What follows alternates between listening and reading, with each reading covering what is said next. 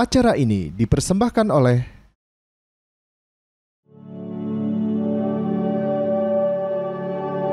Rumah Sakit Persahabatan sebagai Rumah Sakit Pusat Kesehatan Respirasi Nasional. Kami hadir dengan inovasi pelayanan terbaru, layanan kesehatan respirasi ibu dan anak.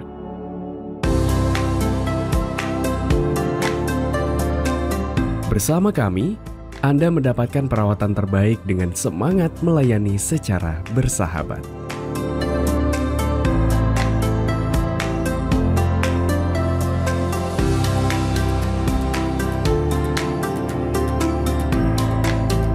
Gedung Layanan Kesehatan Respirasi Ibu dan Anak didirikan melalui hasil dari kerjasama Kementerian Kesehatan Republik Indonesia dengan Islamic Development Bank dengan konsep Green Hospital yang modern sebagai komitmen kami dalam memberikan pelayanan kesehatan respirasi ibu dan anak yang paripurna serta berbasis kenyamanan dan keamanan lingkungan.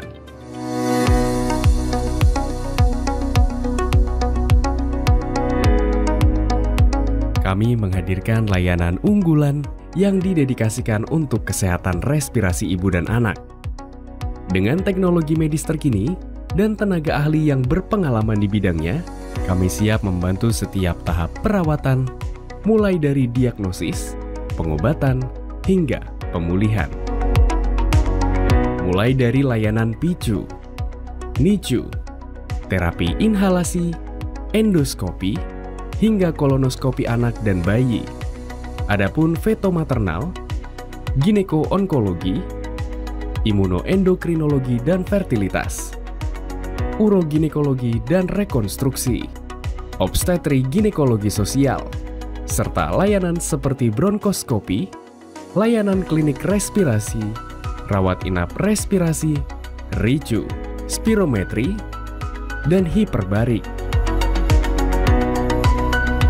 Kami memastikan bahwa setiap pasien mendapatkan fasilitas perawatan yang tepat dan efisien.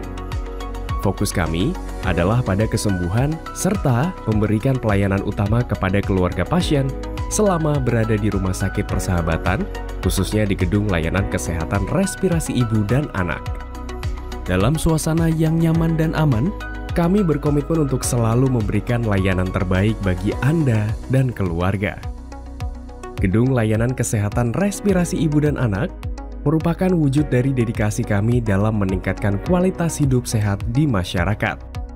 Bersama, kita wujudkan kesehatan respirasi yang lebih baik untuk kesehatan ibu, anak, dan keluarga Indonesia.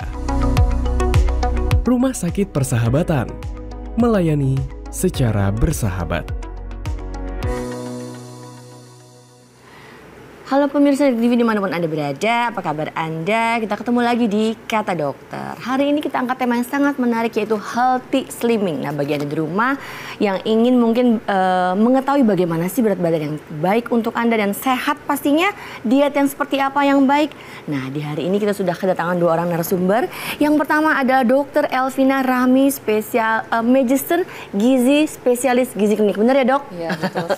Saya panggilnya Dr. Elvina. Iya. Dr. Elvina, terima kasih sudah hadir di studio kita hari ini. Terima kasih juga. Dan narasumber yang kedua adalah Dr. Stefanus Agung Budianto, spesialis akupuntur. Selamat datang di studio dokter. Manggilnya Dr. Agung ya? Iya, dok. Dr. Agung, tadi ini akupuntur.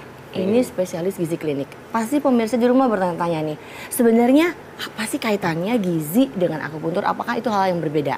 Nah, sebelum kita ngebahas itu, kita angkat dulu ya, kalau kita angkat tema healthy slimming.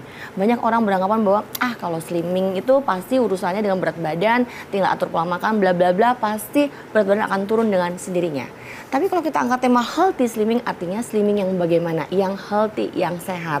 Nah, untuk Dokter Elvina, bagaimana kita bisa menyikapi bahwa mengetahui bahwa seseorang bahwa dikatakan kalau kita ingin melakukan healthy slimming, itu kan ada prosedur-prosedurnya juga. Tapi sebenarnya yang dimaksud dengan healthy slimming itu sendiri itu apa sih dokter? Dan kenapa mungkin kita angkat si tema ini? Kenapa kita nggak angkat bagaimana cara menurunkan berat badan yang ideal, ya kan? Ya, silakan dokter Elvina. Terima kasih dokter Yanti. Jadi kita angkat tentang ini karena sebenarnya masalah kegemukan ya yang utama ya.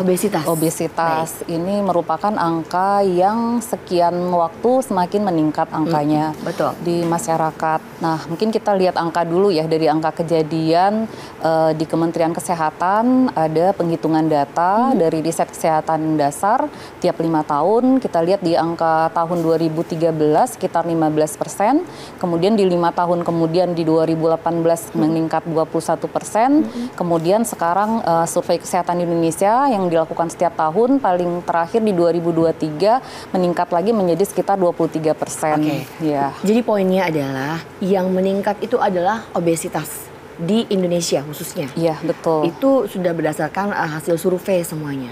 Jadi kalau kita melihat kaitannya antara healthy slimming ini, pasti kita kan tujuannya adalah menurunkan berat badan ya, yang obesitas. Tapi obesitas itu sendiri kira-kira apa aja sih dok yang dapat menyebabkan seseorang itu bisa dikatakan obesitas? Satu. Yang kedua, kriteria masuk dalam obesitas itu yang seperti apa? Dan pada saat kriteria seperti apa nih harus segera berkonsultasi ke dokter gizi? Oke, ya. Sabar ya dokter Agung ya, nanti aku tanya dokter Agung. Ya. Kembali ke pentingnya kita angkat obesitas itu, karena obesitas itu kalau bisa dikatakan mom of the disease, ibu dari berbagai macam penyakit. Ya. Nah, kemudian kalau kita mau mengatakan obesitas itu apa, adalah kelebihan dari lemak di tubuh gitu. Jadi nggak hanya lihat dari berat badan, tapi lemak yang berlebih di tubuh. Jadi artinya lemaknya diukur ya dok? Atau memang ada alat khususnya nanti? Iya, nanti kita menggunakan alat khusus. Jangan banyak-banyak dok, alat khususnya sedikit aja. Nanti kita bahas di segmen berikutnya itu. Untuk dokter Agung, dok, pasien-pasien yang datang, biasanya kan kalau akupuntur tuh dulunya kesehatan ya dok ya. Belum ada ke arah zaman-zaman dulu tuh biasanya untuk bagaimana caranya supaya lebih kelihatan awet muda dan sebagainya itu belum ada. Pasti orang mau kesehatan, ngurangi nyeri, mungkin pegal-pegal dan sebagainya, kadang-kadang begitu. Tapi sekarang dengan berjalannya ilmu pengetahuan bahwa akupuntur juga dapat membantu seseorang untuk melakukan tindakan yang namanya slimming. Nah, kalau datang pasien untuk akupuntur dengan pasti dengan mungkin rujukan dari dokter Alvina dengan obesitas ya. Adakah kriteria khusus dulu dok sebelum kayak parameternya untuk melakukan bahwa wah ini memang pasien harus dilakukan akupuntur atau enggak? Apa saja semua gejala apapun, keluhan apapun yang terkait dengan ingin menurunkan berat badan itu bisa melalui akupuntur. Oke, jadi sebetulnya dok tidak ada kriteria khusus sih kalau mau melakukan akupunktur gitu. Jadi seringkali ya kita memang sering kolaborasi di persahabatan itu. Ketika ada pasien ingin menurunkan berat badan, nah untuk mengendalikan nafsu makannya salah satunya dengan akupuntur gitu dok. Betul. Gitu.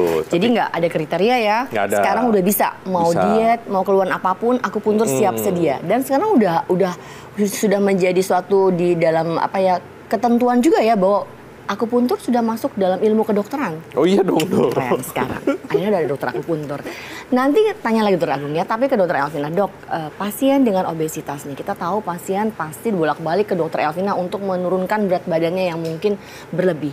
Tadi dokter mengatakan bahwa seseorang obesitas itu berat badannya memang harus dijaga, diatur supaya tidak naik. Bukan hanya berat badan tapi lemaknya. Nah, kriteria lemak seseorang itu dok, dikatakan bahwa ini obes atau tidak, ada nggak kriterianya dok? Yang pertama. Kemudian kita juga mengetahui bahwa berat badan berlebih itu kan kita tahu bahwa seseorang pasti tidak bisa melakukan aktivitasnya seperti sedia kala, seperti biasa ya. Nah itu biasanya indikasi apa dok? Nih pasien nih kan tadi dokter sempat mengatakan bahwa obesitas itu juga bukan hanya dilihat dari berat badan dokter Yanti, obesitas itu kadar lemaknya juga harus dicek. Nah untuk mengetahui seseorang ini bisa ya ini harus dengan penanganan khusus dengan dokter spesialis gizi klinik itu mengetahuinya seperti apa dok? Kriterianya bukan dokter mengatakan bukan hanya berat badan, lemak saja atau mungkin ada kriteria khususnya dok? Kriteria khusus maksudnya? Terima kasih. Jadi untuk awal kita menentukan status gizi dulu ya. Baik. Yang paling utama biasanya ditentukan dari indeks massa tubuh. Jadi berat badan terhadap tinggi badan dikuadratkan. Jadi itu patokan dasar terlebih dahulu kita menentukan indeks status gizi massa tubuh IMT. Ya. Baik. Dok udah IMT dapat. Jadi sebenarnya masalahnya apa nih dok kalau pada orang-orang obesitas biasanya? Ya. kemudian akan berkaitan dengan gangguan dari kapasitas fungsional. Tubuh menjadi tidak bugar, menjadi cepat lelah, kemudian akan timbul penyakit-penyakit penyerta lainnya. Biasanya sering disertai dengan peningkatan gula darah, ataupun mempengaruhi ketekanan darah, dan kadar lemak di darah juga tinggi. Jadi itulah yang menyebabkan kenapa orang-orang dengan obesitas itu harus mendapatkan perhatian yang khusus juga ya. Jadi nggak bisa sembarangan kalau misalnya datang langsung. Nah kalau di akupuntur diapain dok? Disuntik juga mungkin dengan jarum-jarum khusus atau bagaimana dok?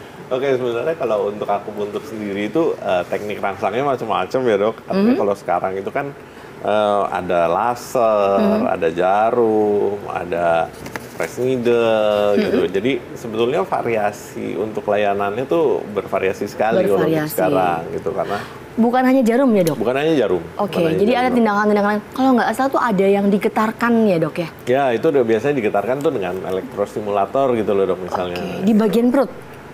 Tergantung dok, karena tidak berarti ketika ingin menurunkan berat badan harus ditusuknya di perut kak. Oh misalnya nih dok, saya ada keluhan di lengan misalnya agak membesar gitu kan, bisa dengan alat tersebut ya? Bisa dok, menarik bisa. Ya. Nanti kita tanya lagi dokter. Dokter Elvina, jadi memang berat badan berlebih itu memerlukan perhatian khusus.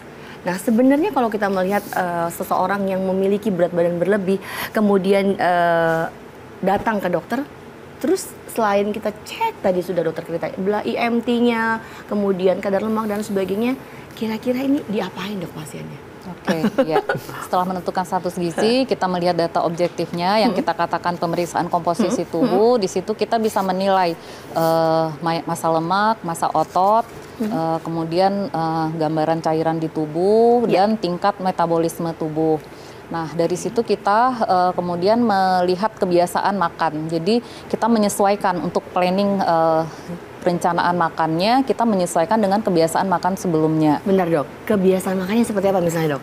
Untuk berapa jumlah kalori, asupan proteinnya, asupan lemaknya. Jadi kita akan menyesuaikan perencanaan makannya agar lebih mampu laksana. Dan kita nggak bisa menyamaratakan tiap pasien kebutuhan kalorinya, kebutuhan protein dan nutrien lainnya tidak sama pada setiap orang gitu. Baik, jadi setelah mengetahui MT-nya, baru kita mengetahui mungkin dibikin kayak jadwal ya, bagaimana makannya seperti apa. Jadi benar-benar diatur pola makannya, semuanya diatur dok ya. Bagaimana pada orang-orang, tadi saya juga sempat mau menanyakan, kalau misalnya dia datang memang obesitas itu disertai dengan penyakit-penyakit kronik. Nah itu seperti apa? Misalnya diabetes dan sebagainya pasti selalu ada kan, apalagi dengan jantung dan sebagainya. Tapi nanti kita bahas di segmen berikutnya dokter ya. Pemirsa, kita akan kembali saat lagi, jangan kemana-mana, tetap di Kata Dokter.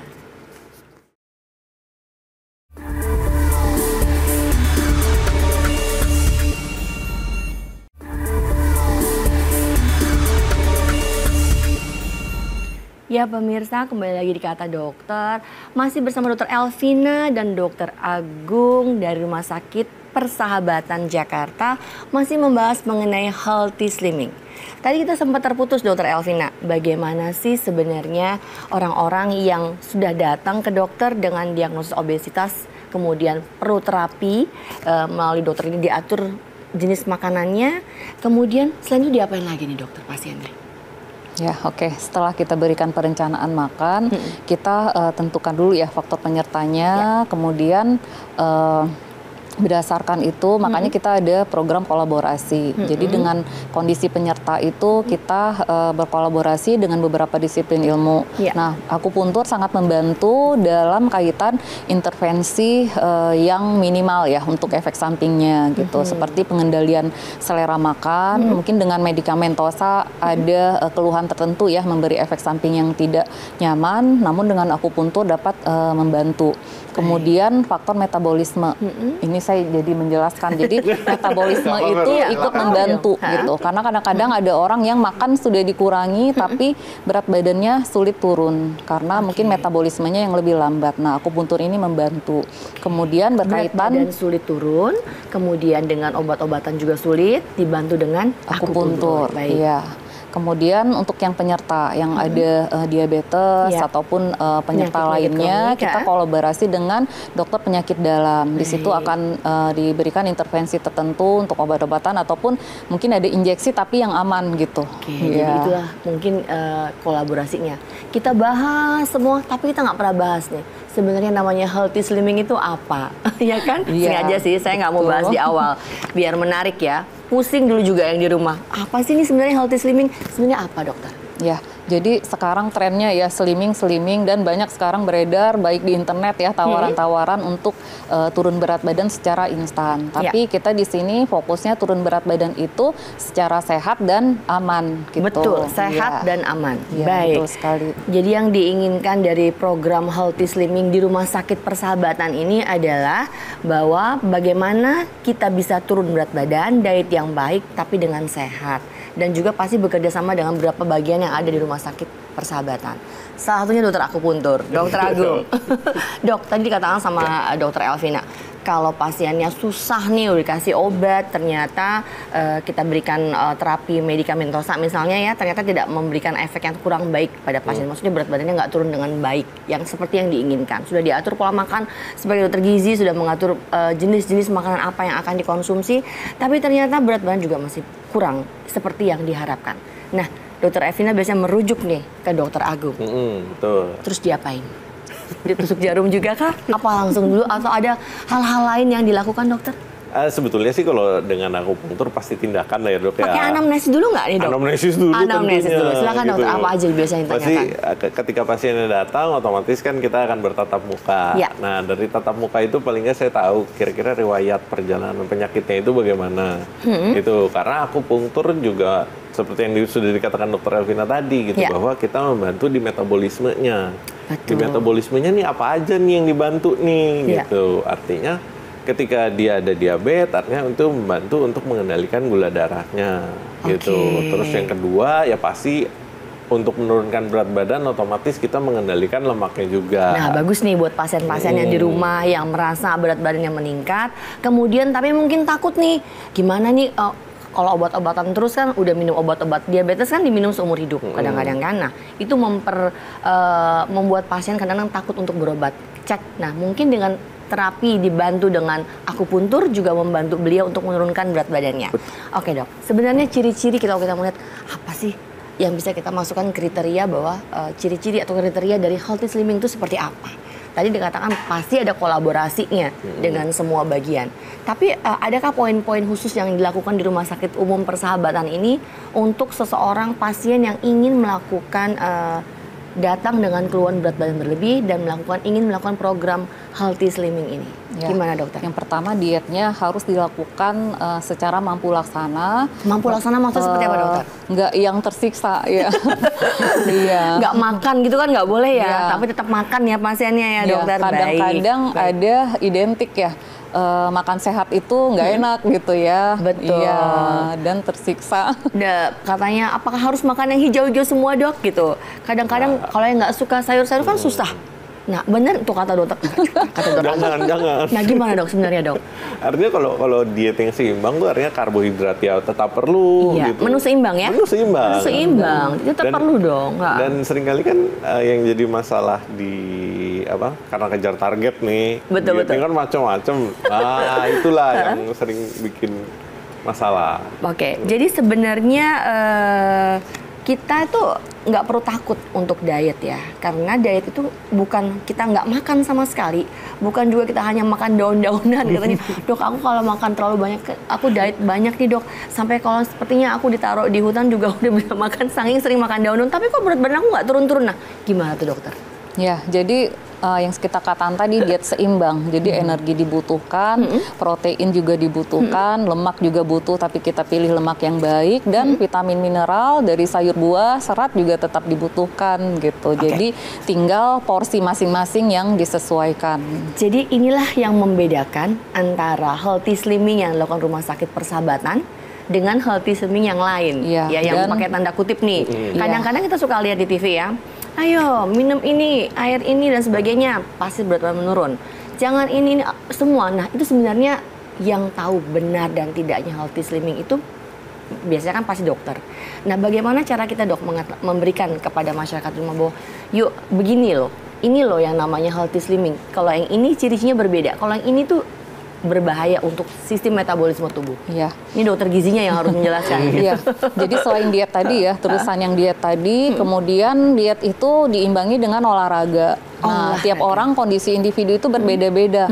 Nah, kita setting olahraganya sesuai dengan kondisi tubuh. Mungkin ada yang memiliki gangguan sendi ataupun faktor lainnya belum terbiasa olahraga. Nah, kita di sini kolaborasi dengan dokter fisik rehabilitasi medik untuk mengatur olahraga yang sesuai. Baik, jadi Rumah Sakit Persahabatan yang pertama adalah dokter pasti gizi klinik ya untuk sistem yang namanya healthy slimming ini. Kedua, dokter akupuntur, dokter penyakit dalam sudah disebutkan tadi untuk orang-orang mereka yang memiliki penyakit-penyakit kronik. Yang keempat ternyata itu ada rehabilitasinya.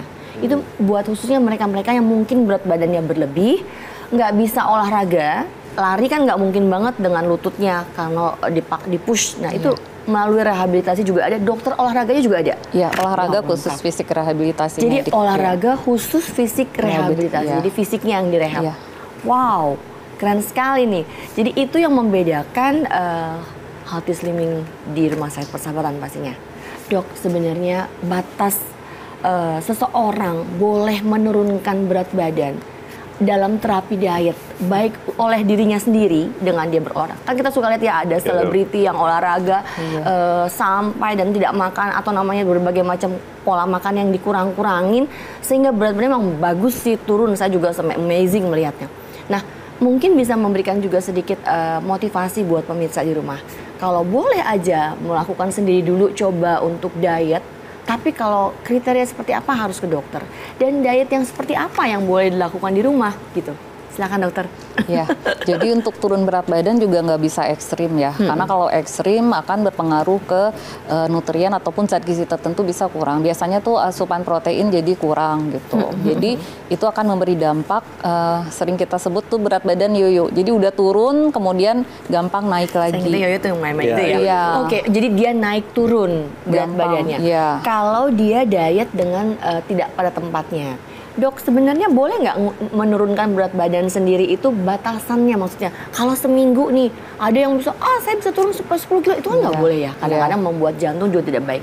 Jadi sebenarnya berat badan yang dianjurkan dari seorang dokter gizi, biasanya itu berat badannya seminggu itu boleh turun berapa kilo? Oke, jadi kalau kita lihat dari persentase, turun berat badan sekitar 10 sampai 20% ya, 15%, 10% bahkan dari bisa turun dari berat badan saat tersebut sudah memperbaiki kondisi tubuh, misalnya yang diabetes ataupun hipertensi. Misalnya berat badan 80 gitu, jadi dia boleh turun 10% dan untuk seminggu setengah hingga 1 kilo. Jadi sebulan 2 sampai 4 kilo yang jadi sebulan tuh harus hanya boleh 2 sampai 4 kilo sebenarnya kan, normally ya. Kalaupun ada yang butuh cepat ya, misalnya mau merit dalam waktu sekian, itu betul-betul di bawah supervisi gitu. Ya, bagi diri yang di rumah nih yang mau program mau menikah dan ingin kelihatan sebut langsing ya, biar bajunya keren nih, boleh juga ke Rumah Sakit Persahabatannya cari dokter Elvina dan dokter Agung di sini. Oke, jadi kalau misalnya seseorang berat badan berlebih, kemudian datang ke dokter Elvina, diterapi obat-obatan dan sebagainya, sehingga berat badannya cukup, dan kemudian jika ternyata pasien ini juga tetap bandel untuk turunnya dengan obat-obatan dan pola diet yang ini, dikirim ke dokter Agung pastinya untuk terapi akupuntur. Sebenarnya dok, titik-titik akupuntur itu kan memang istilahnya warisan nenek moyang kita ya. Dan ternyata disesuaikan dengan ilmu kedokteran itu tepat karena menempati persyarafan dan sebagainya. Yang ditusuk dengan jarum itu ototnya, sarafnya, atau apanya dok? Biar pemirsa lebih jelas nih. Oke, mungkin buat pemirsa, yang ditusuk itu yang pasti lapisan syarafnya. Jadi pada kondisi tertentu ya kita memang bisa menusuk ototnya atau bahkan kita kadang-kadang juga ada merangsang tulang, itu memungkinkan dok. Itu kalau slimming ya pasti sel lemaknya juga pasti akan ditusuk. Wow, jadi saraf kalau untuk yang menguruskan kayak sel lemaknya langsung ke sel lemaknya. Menarik sekali, saya mau tanya banyak lagi sama dokter Agung dan dokter Elvina, tapi kita akan kembali saat lagi ya pemirsa, jangan kemana-mana, tetapi kata siapa? Kata dokter.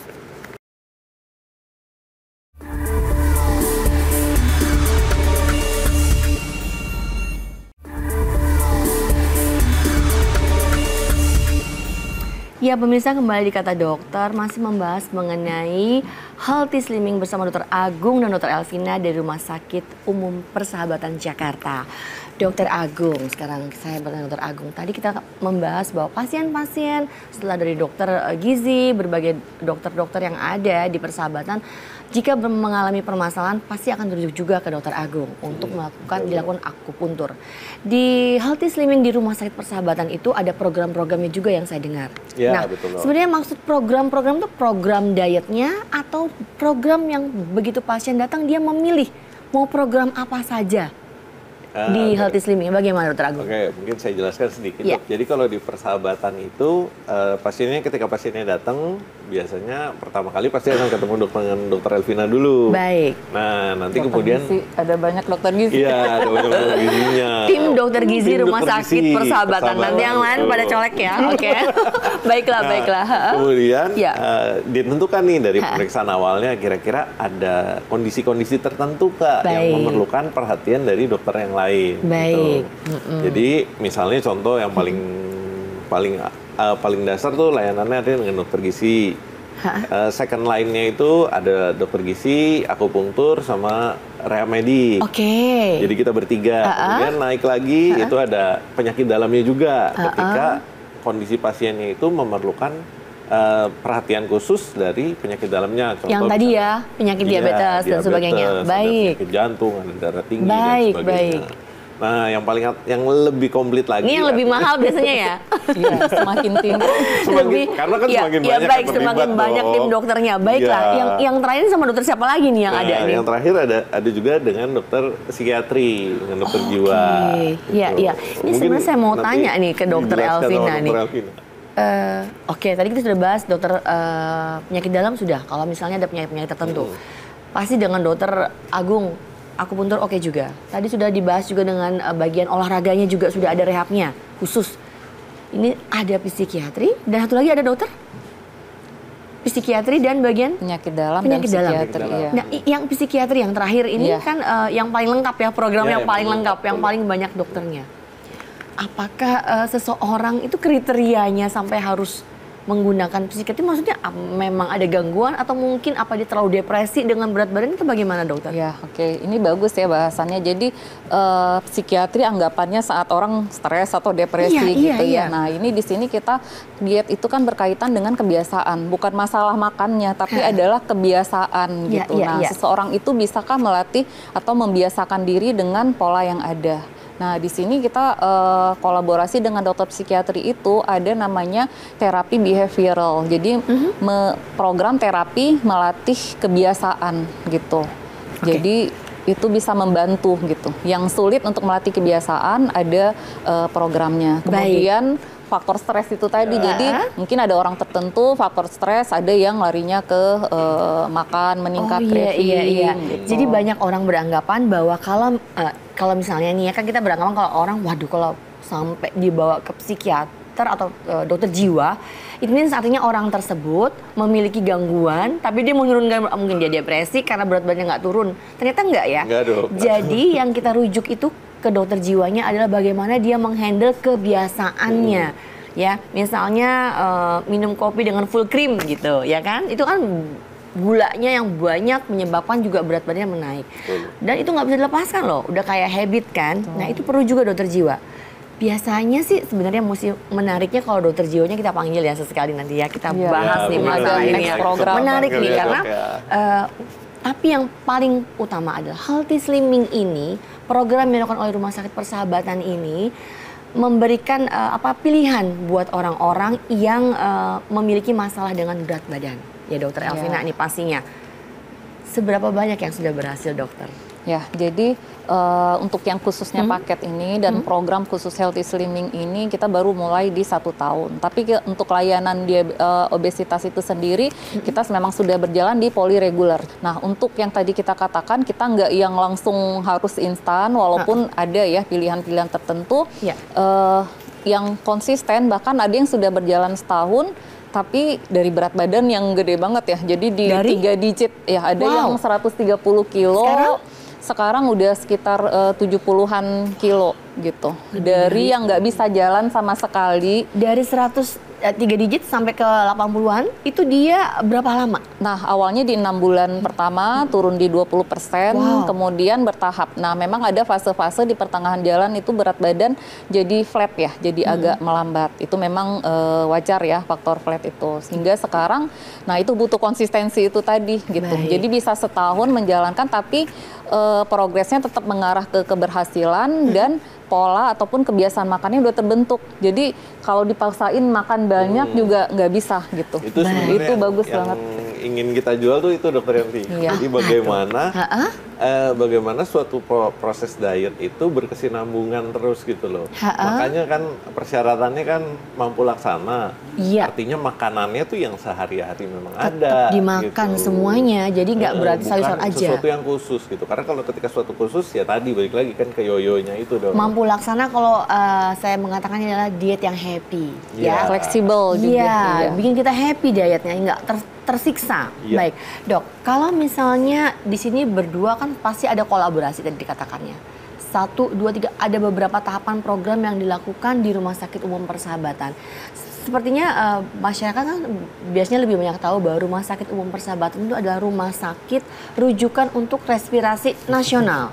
So, ini saya ingin menekankan kepada pemirsa di rumah juga bahwa tidak hanya untuk paru-parunya saja atau pusat respirasi saja, tapi ternyata di Rumah Sakit Persahabatan ini juga ada klinik untuk menurunkan berat badan atau bagian dari Rumah Sakit Persahabatan yang di sana ada dokter akupuntur, dokter gizi sudah pasti, dan berbagai dokter yang merupakan satu tim. Jadi nggak usah khawatir dalam hal menurunkan berat badan. Jadi nggak perlu takut untuk datang bukan hanya untuk cek paru, tapi cek berat badan juga boleh. Seseorang dikatakan berat badan berlebih tadi sudah dikatakan tergantung dari IMT-nya, indeks massa tubuhnya, Dokter Elvina. Baik, kenapa dokter? Bagaimana ini dokter supaya usia berapa seharusnya kita mulai harus aware nih dengan yang namanya berat badan? Oke, memang bertambah usia ya itu fisiologis di tubuh memang terjadi massa lemak semakin meningkat, massa otot semakin menurun gitu. Kemudian untuk hal yang berkaitan termasuk itu tadi metabolisme ya. Jadi metabolisme itu melambat betul sekali. Nah, untuk mengimbangi itu ya kembali ya termasuk faktor diet ini adalah modification lifestyle. Jadi mengendalikan pola kehidupan. Nah, mengendalikan pola kehidupan itu apa? Termasuk yang pertama pola makan. Kembali ke diet seimbang. Diet seimbang itu tercukupi ke karbohidratnya, proteinnya, lemak dipilih yang lebih baik. Kemudian olahraga itu tadi aktivitas fisik. Jadi otot tetap harus seimbang ya aktivitasnya. Mungkin kalau olahraga ya harusnya kita ngundang ya dokter khusus olahraga. Nanti kita undang. Saya udah dokter ya, dokter jiwanya nanti kita undang dan dokter olahraga kita undang. Dokter penyakit dalamnya juga kita undang ya mudah-mudahan. Tapi dokter dari semua itu artinya memang semua tetap dikonsumsi, berat badan masih nggak bisa turun, datanglah ke dokter Agung. Metabolismenya diapain dok? Oke, jadi dengan akupunktur itu membantu kita untuk meregulasi komunikasi ini ya dok, hormonal di dalam tubuhnya dok. Itu pertama. Jadi biasanya kan kalau wanita terutama yang sudah menopause itu lebih sulit tuh turunnya. Nah, dengan akupunktur itu membantu untuk proses metabolismenya itu dok. Gitu. Titik-titik akupunturnya di bagian apa dok? Kan ibu-ibu takut nih dok, ya kan ditusuk-tusuk jarum gitu. Coba apalagi di perut. Iya, misalnya nih dia berat badannya berlebih di bagian perut dan lengan. Apakah di lengan dan perut yang ditusuk dengan jarum atau bagaimana dok? Oke dok, untuk lokasi penusukannya sebetulnya bisa bermacam-macam ya dok. Bisa langsung di area lokalnya itu bisa, atau kita mengambil area yang jauh juga bisa. Gitu. Artinya tidak terbatas harus misalnya gemuk harus tusuk di perut. Belum tentu dok, saya harus ngecek dulu soalnya kondisi pasien itu seperti apa sih. Karena kondisi pasien itu menentukan pemilihan teknik apa yang cocok untuk pasiennya. Kondisi pasien seperti apa yang bisa dilakukan rutinitas, maksudnya penusukan jarum-jarum pada daerah perut dan bagian lengan biasanya dok? Oke, pertama takut jarum dok. Oke betul, itu termasuk tuh yang takut jarum. Nanti dokter harus menjelaskan seberapa besar diameter jarumnya. Ininya, dan biasanya dicoba dulu dok. Baik. Ini kita coba dulu menusuk 1 jarum. Pasiennya bisa mentolerir atau enggak. Gitu. Ketika bisa baru kita lanjut. Gitu. Dan sampai nanti ke prosedural yang memang kalau misalnya lengan gitu kan otomatis kita harus menusuk di area lengannya kan, karena untuk merangsang pertumbuhan kolagennya. Baik, nah untuk merangsang pertumbuhan kolagennya supaya dia membantu mengecilkan lengannya misalnya gitu. Nah itu kan tetap harus dengan, tidak mungkin satu jarum kan dok, ada beberapa jarum. Saya suka melihat kalau kita lihat di TV atau dibuka di internet ya, foto-foto atau video-video orang-orang yang penuh ratusan jarum di kepala. Tidak seperti itu ya dok. Tidak seperti itu. Oke, pemirsa di rumah pasti jangan takut ya untuk datang ke Dokter Agung ataupun ke dokter gizi juga, nggak perlu khawatir. Semuanya akan diatur dan dibuat senyaman mungkin di Rumah Sakit Persahabatan. Kita akan kembali saat lagi. Jangan kemana-mana, tetap di Kata Siapa, Kata Dokter.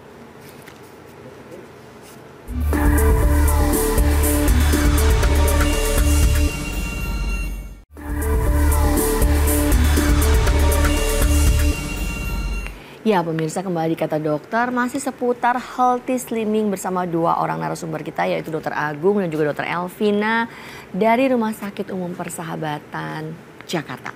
Baik, masih seputar healthy slimming lagi, kita bahas tuntas di segmen ini. Nah, Dokter Elvina, kita tahu bahwa seorang yang datang dengan keluhan apapun juga pasti akan yang untuk berat badan pasti akan datang menemui dokter gizi klinik pertama kali. Tadi Dokter Agung katakan pertama kali pasti menemui dokter gizi klinik. Dan kita tahu bahwa sebenarnya seberapa efektifkah si healthy slimming ini untuk dalam hal proses penurunan berat badan seseorang. Gimana dokter? Ya oke. Jadi kita untuk penurunan berat badan ini kan ada yang namanya monitoring. Baik. Nah untuk di awal kita untuk monitoring berat badan, assessment awal kita lakukan penimbangan. Tadi kita sempat sebut lemak, otot gitu ya. Baik. Jadi ada komposisi tubuh, kita bisa menilai secara objektif bagaimana dietnya, apakah nanti tepat dilaksanakan, zat gizinya tercukupi, kita bisa memonitor dari situ. Nah di komposisi tubuh ini kita bisa menilai massa lemak, massa otot, komposisi cairan tubuh, dan tingkat metabolisme. Lemak itu ada dua Dokter Yanti, jadi lemak keseluruhan di tubuh dan lemak di perut. Nah lingkar perut ini nih lemak visceral.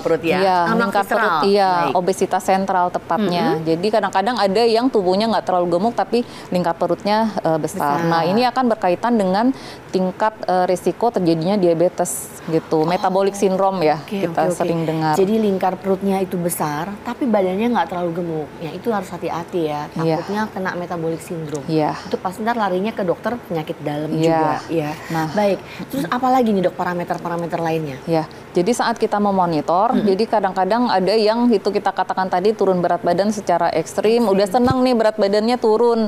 Nah, setelah kita cek, kita lihat dulu apakah komposisi komponen apa yang turun. Jika yang turun memang massa lemaknya ya dengan penimbangan alat BIA ya namanya, impedans. Jadi di situ kita melihat komposisi lemaknya yang diharapkan turun. Baik. Nah, untuk ototnya dipertahankan tetap.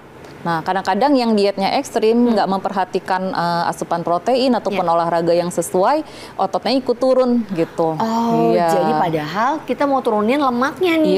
Jadi diet yang benar pemirsa, turunkan lemak, bukan otot. Kebalikannya, jadi ada juga yang merasa nggak berhasil, berat badannya tetap gitu, ataupun turunnya sedikit. Nah, kita lihat lagi di komposisi tubuhnya, bisa jadi lemaknya turun, ototnya tetap ikut naik. Ototnya ikut naik. Jadi ada selisih antara lemak dan otot ya, berarti secara kilogram berat badannya tetap sebenarnya kesannya. Kalau ototnya naik nggak apa-apa kan? Nggak apa-apa, justru jadi itu bagus. Kalau udah diet, jangan bersedih dulu. Mungkin merasa, aduh kok berat badan saya segitu-segitu aja, udah diet nih. Kan nanti akan dicek ya di dokter gizi bahwa nanti, oh ini udah turun nih, lemaknya turun. Kamu tuh tetap, karena ototnya tetap ada. Baik, jadi yang perlu diingatkan kembali bahwa berat badan boleh turun, tapi yang turun adalah lemak di tubuh. Ya pemirsa, tapi bukan ototnya. Nanti harus berhubungan lain lagi dengan dokter olahraga untuk meningkatkan otot lagi, bermasalah lagi. Yang penting adalah lemaknya. Baik, ada lagi dokter? Ya, mungkin cairan tubuh dan metabolisme ya. Jadi kalau kelihatan di situ, kalau ngakunya ada olahraga tapi ternyata enggak kelihatan. Apakah itu ada peningkatan? Pakai alat ya dokter ya, ada alatnya? Iya, alat komposisi tubuh itu dia berdiri atau bagaimana? Iya, berdiri. Ada yang berdiri, ada yang untuk rawat inap, ada yang posisi tidur gitu. Tapi yang standar di rawat jalan berdiri. Memegang sesuatu dan dia connect dengan tubuh kita gitu ya. Nanti akan terlihat di monitor. Hasil bacaan. Mungkin di tempat nge-gym ya sekarang juga ada tersedia. Kalau gym tuh biasanya yang paling penting sebenarnya tekanan darah dan jantung, heart rate-nya dong. Kalau saya udah merah-merah tuh mulai stop, tanda usia. Baik Dokter Agung, kita kembali membahas masalah akupunturnya. Sebenarnya pasien sudah nih program lengkap semua dilakukan, terapi, obat minum dan semua sudah ada kolaborasi, kita kirim nih ke bagian akupuntur. Cara kerja akupuntur tadi sudah sebagian sudah dijawab bahwa Dokter Yanti nggak hanya jarum aja dokter, ada berbagai macam. Bisa ditambahkan lagi, bisa dijelaskan lagi seperti apa? Oke dok, jadi kalau misalnya akupunktur itu artinya ada akupunktur laser yang terbaru, terus kemudian teknologi jarum itu kan nggak kayak dulu ya. Kalau dulu memang jarumnya gede-gede dan kadang-kadang harus dipakai ulang kan dari rius gitu loh dok. Nah jarum rius ini tuh tumpul dok. Nah akupunktur nyeri itu karena jarumnya tumpul biasanya. Gitu. Tapi semakin tajam, semakin tipis jarumnya otomatis akan semakin minimal rangsangan. Jadi yang pertama jarumnya sekarang nggak rius, jadi langsung disposable selesai buang, dan ini juga mengurangi penularan penyakit ya dokter. Ya, betul. Yang kedua diameternya lebih halus, jadi lebih tidak terasa untuk ditusukkan ke anggota tubuh. Baik, kemudian tidak hanya ditusuk, tetapi juga pasti ada alat-alat yang namanya laser. Ini laser yang mau saya tanya. Apakah lasernya sama dengan pada umumnya laser? Di kecantikan kan ada laser untuk rejuvenation, peremajaan kulit dan sebagainya nih. Beda dok. Jenis lasernya seperti apa ini? Kalau laser yang kita pakai tuh yang low level laser. Low level, Ya, bukan yang high. Itu pakai sinar tetap atau enggak? Pakai sinar lasernya tetap. Baik. Nah, jadi ketika dirangsang kan otomatis laser itu akan merangsang histaminnya, sel masnya, sel masnya akan breakdown dan kemudian mekanisme ke atasnya aja berjalan dok. Gitu. Nah nanti dari atas akan regulasi ke bawah kan dok. Itu prinsip dasar akupunkturnya sih dok. Artinya reaksi lokal, segmental dan sentralnya gitu dok. Baik. Jadi kalau pasien sudah dicek semua, sudah di laser dan cek semua hasilnya baik, maksimal, sudah terdetek bahwa ini bisa dibenahi bagian-bagian yang memang mengalami masalah dari segi akupuntur. Sebenarnya akupuntur ini bisa untuk anak-anak nggak dok? bisa dok. Kita bahas dewasa. Jadi opsi ya. Kita lupakan bahwa sekarang ini banyak sekali anak-anak yang obesitas dengan berbagai macam junk food yang beredar dan mereka mengalami obesitas cukup banyak. Ini mungkin menjadi keprihatinan kita ya sebagai seorang orang tua semua pasti di sini. Bagaimana dok? Karena anak-anak itu kalau kita mau suntik untuk imunisasi aja kita perang nih, harus ada yang megang kanan kiri itu. Bagaimana kalau dia harus diakupuntur? Apakah pakai sistem laser tersebut bermanfaat? Bisa? Dok. Laser bisa. Bisa juga ada jarum yang kecil tadi, yang mini banget, press needle yang memang khusus untuk anak-anak. Baik, gitu. Apalagi nih dok? Terus kemudian juga bisa pakai seperti TENS gitu dok. Artinya listrik yang ditempelkan di kulit dan kemudian nanti ada rangsang di sekitar patch-nya. Nah itu juga akan membantu untuk merangsang. Dan ini kan nggak nyeri gitu, jadi untuk anak-anak itu nggak ada masalah.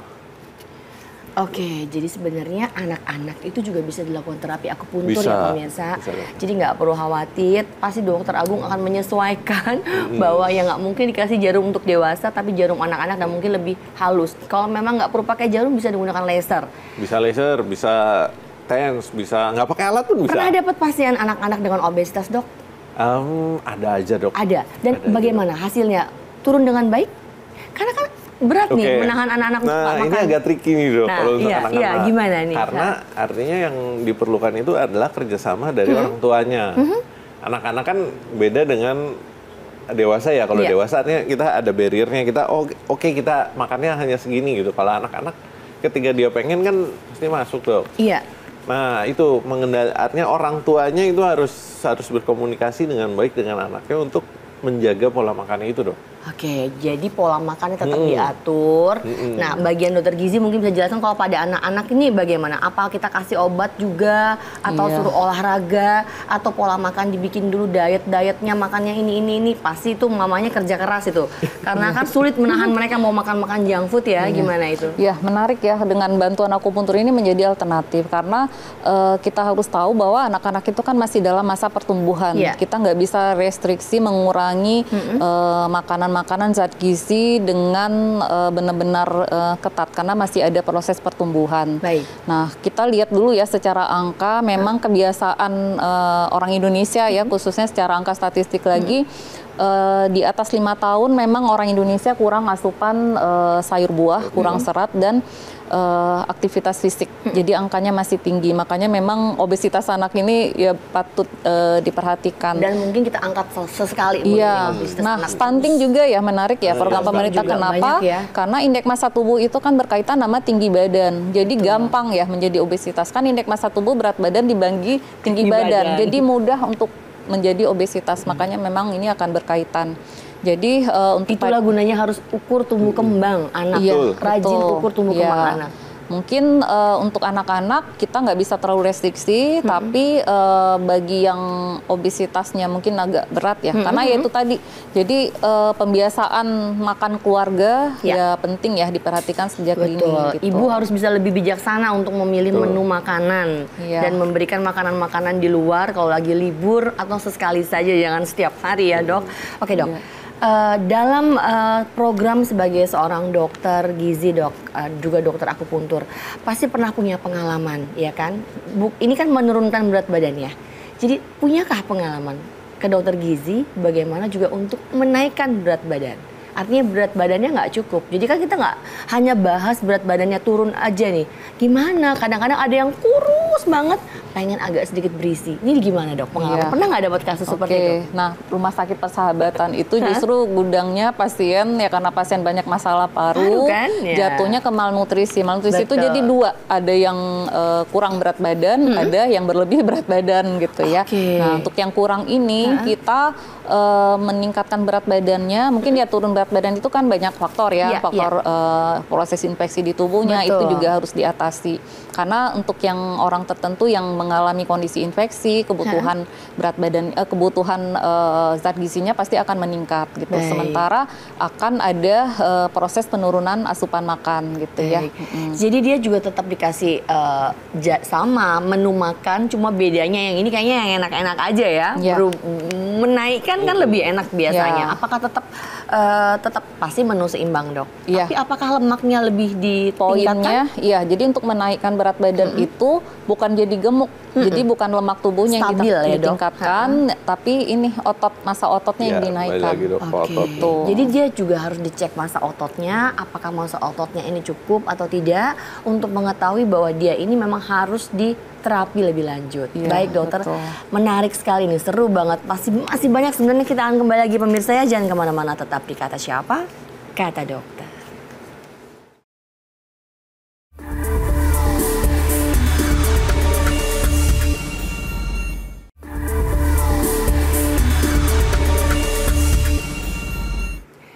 Ya pemirsa, di segmen terakhir ini kita masih membahas mengenai healthy slimming, masih bersama dokter Elvina dan Dr. Agung dari Rumah Sakit Umum Persahabatan Jakarta. Menarik memang membahas masalah yang namanya kalau diet berat badan turun tuh nggak kelar-kelar kita mau bahasnya ya dokter ya. Tapi yang nggak kalah penting bahwa yang penting adalah seseorang itu punya apa? Niatnya ya. Semua dokter turun, tim dokter turun, kalau yang mau turunnya cuma mungkin orang tua, suami atau istrinya, orangnya nggak mau punya niat untuk menurunkan, pasti kita akan mengalami kesulitan ya kan. Kalau di Islam namanya nawaitunya ya dokter ya. Oke dok, sebenarnya kalau kita melihat orang-orang dengan kondisi berat badan tersebut ya dok ya, kita bisa lihat sudah diterapi dengan berbagai macam obat, dengan laser mungkin, dengan berbagai macam alat akupuntur dan sebagainya. Dokter penyakit dalam pun juga ikut membantu, tapi ternyata masih agak sulit untuk turunnya. Ini biasanya faktor-faktor apa saja penyebabnya dan bagaimana ini menanganinya? Mungkin dari segi gizi kliniknya dulu nih dok, gimana? Jadi kita harus lihat dulu semua ya, secara komprehensif kita harus lihat. Mungkin ada faktor metabolisme. Makanya kita di sini butuh kolaborasi, kita nggak mikirin sendiri dengan disiplin ilmu yang masing-masing punya expertnya. Jadi kadang-kadang mungkin faktor metabolisme di tubuh ataupun ada faktor-faktor tambahan lainnya. Misalnya? Bisa jadi mungkin ada masalah di tiroid, mungkin hipotiroid gitu. Jadi mungkin itu butuh pemeriksaan penunjang, pemeriksaan lanjutan yang bisa dilakukan. Baik. Gitu. Ada kondisi-kondisi juga mungkin kalau Rumah Sakit Persahabatan pasien TB yang sudah mungkin jangka waktunya lama ya, dengan mungkin berbagai macam komplikasi ya dok, mungkin pasti itu berat bagi seorang dokter gizi untuk mengatur nih bagaimana.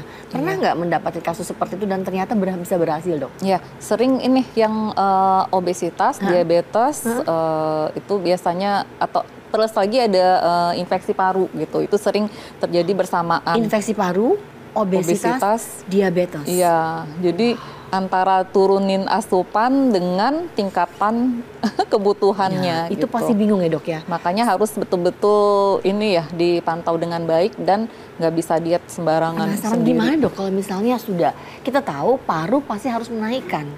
Diabetes nih harus jaga pola makan. Jadi gimana nih? Iya, pemilihan apa obatnya atau bagaimana? Pemilihan ini ya faktor-faktor makanannya. Jadi mungkin dari sisi pemilihan karbohidrat. Jadi karbohidrat itu ada dua, ada karbohidrat sederhana seperti gula pasir yang cepat ya naikin lonjakan gula darah, ada karbohidrat yang kompleks yang ada kandungan seratnya. Nah, itu akan membantu meningkatkan rasa kenyang dan tidak mempercepat lonjakan gula darah. Kemudian pemilihan protein. Jadi asupan protein harus sangat cukup untuk memenuhi kan protein itu zat pembangun ya. Betul. Jadi memenuhi kebutuhan untuk proses imunitasnya juga dalam melawan penyakit infeksinya. Jadi pada prinsipnya ini juga ya, pemirsa itu harus berhati-hati ya kalau berat badan ingin dinaikkan tetapi dia memiliki penyakit penyerta diabetes. Ini pasti harus tetap berhati-hati, jangan diet berlebihan karena juga ada yang harus dinaikkan. Misalnya dengan TB dan sebagainya, pasti berat badan akan turun dengan drastis. Konsultasikan ke dokter Elvina pastinya dan dokter Agung. Dokter Agung, melanjutkan pertanyaan saya kepada dokter Elvina, bagaimana di bagian akupuntur untuk menghadapi hal tersebut? Oke, kalau di akupunktur yang pasti kita harus tahu dulu nih kira-kira kondisi lambungnya ini bagaimana gitu, artinya dengan pemeriksaan fisiknya gitu. Karena mau nggak mau kan makanan akan masuk ke lambung dan kemudian ke saluran pencernaan bagian bawah. Betul. Nah, kondisi lambungnya di saluran pencernaannya itu dengan akupunktur tuh bisa diperbaiki tuh. Jadi kadang-kadang kan sering lupa nih dok sedikit. Jadi kalau misalnya menurunkan berat badan diet nyeri ulu hati lah. Aduh melilit kayak gitu, terlalu ekstrim jadi kan lagi jadi sakit mah. Nah itu juga bisa ditangani dengan akupunktur. Gitu. Baik. Kalau nggak salah juga ada titik langsung di sini ya dok ya? Iya, titik bisa ditusuk langsung di ulu hatinya. Nggak di ulu hati sih dok, di daerah situ lah. Tapi di bagian perut ya. Nanti mungkin jangan maksudnya bermain akupuntur sendiri nih, harus cari dokternya. Kadang-kadang kan mereka anak-anak sekarang udah canggih ya, mereka bisa lihat YouTube mereka cari dan nah itu yang hati-hati sekali. Karena hati-hati kan, tuh, iya terkait dengan tuh. daerah dada, jantung dan sebagainya itu perlu ditekankan. Memang jarumnya itu kecil sekali, tapi nggak boleh sembarangan ya. Karena kita bisa tahu sekarang semua bisa dilihat melalui internet, semua bisa dibuka melalui internet. Tapi harus smart untuk memilih bahwa ini bukan kapasitas kita. Cari dokter yang lebih baik, yang berkompeten seperti dokter Agung dan juga dokter gizinya dokter Elvina. Nah mungkin dari semua ini dok, dari dokter Elvina juga mungkin bisa memberikan sedikit masukan ataupun juga saran kepada pemirsa di rumah yang ingin diet tapi yang baik dan benar dan sesuai dengan keadaan kondisi fisik tubuhnya, dan juga bisa mungkin memberikan sedikit recap kepada pemirsa. Ini timingnya saya berikan kepada dokter Elvina nih dari segi gizi kliniknya. Oke, ya terima kasih.